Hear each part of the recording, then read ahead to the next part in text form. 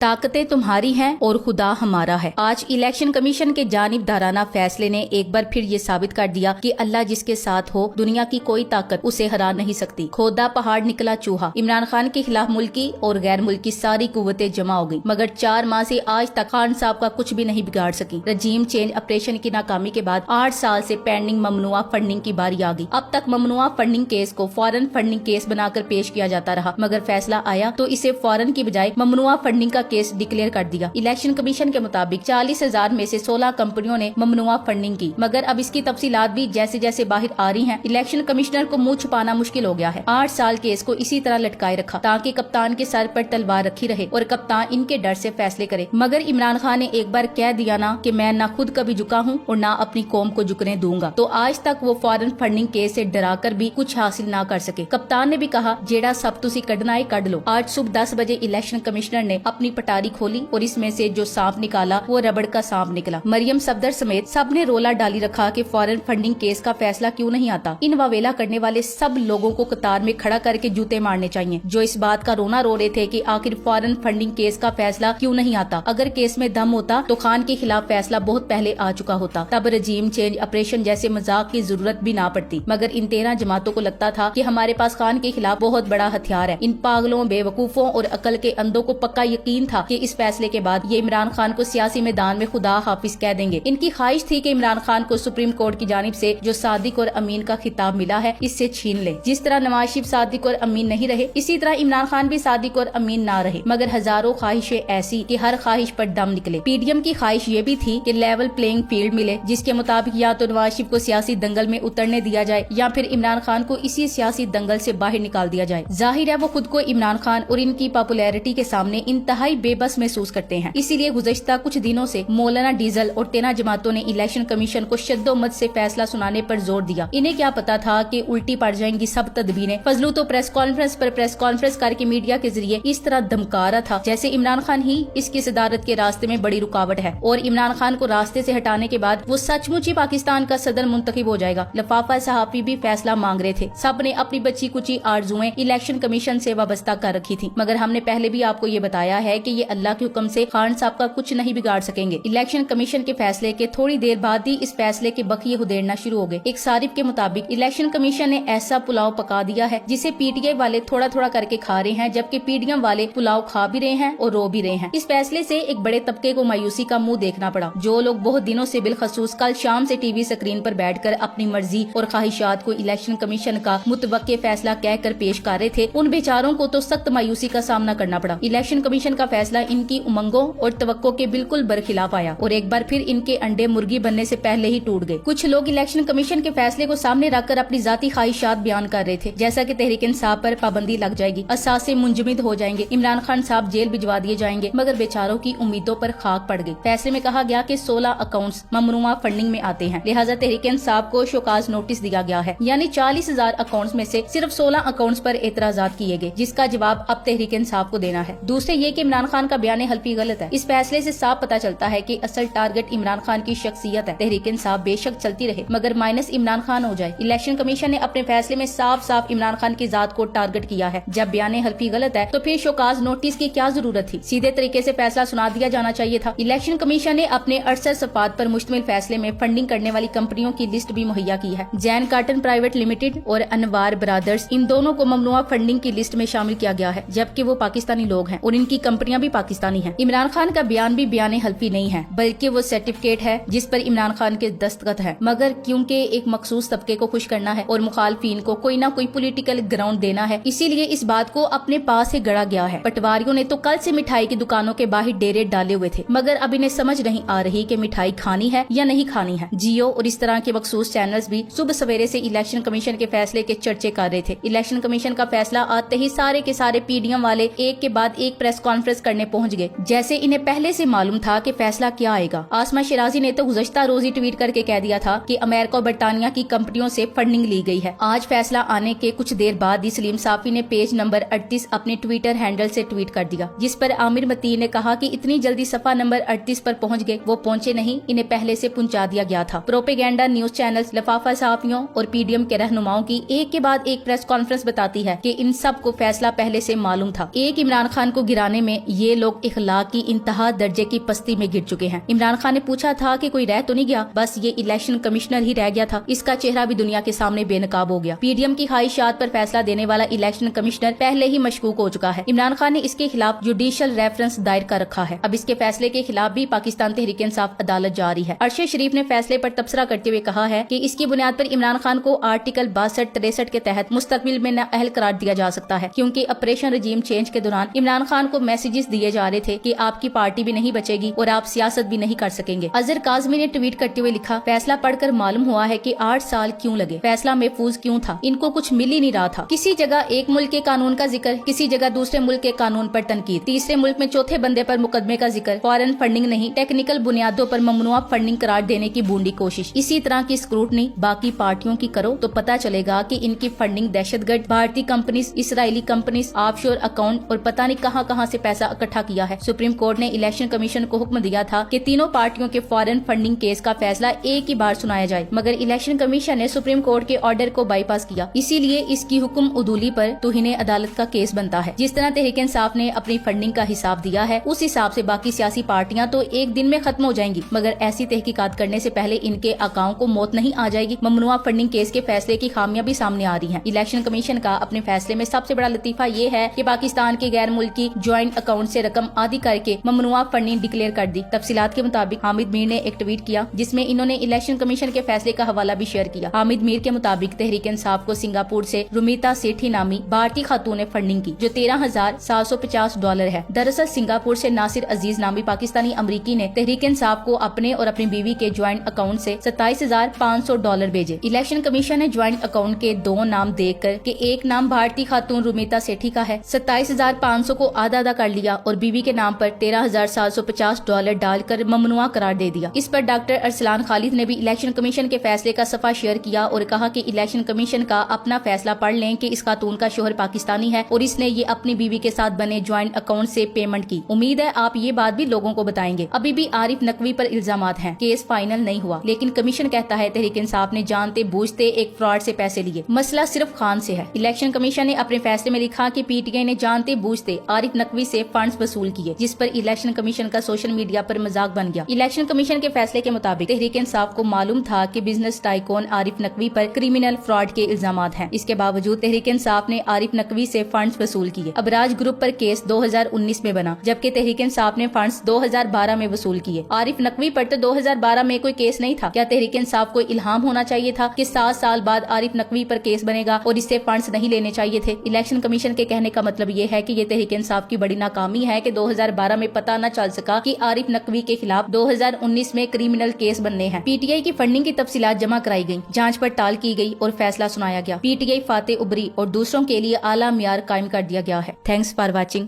अल्लाह हाफिज।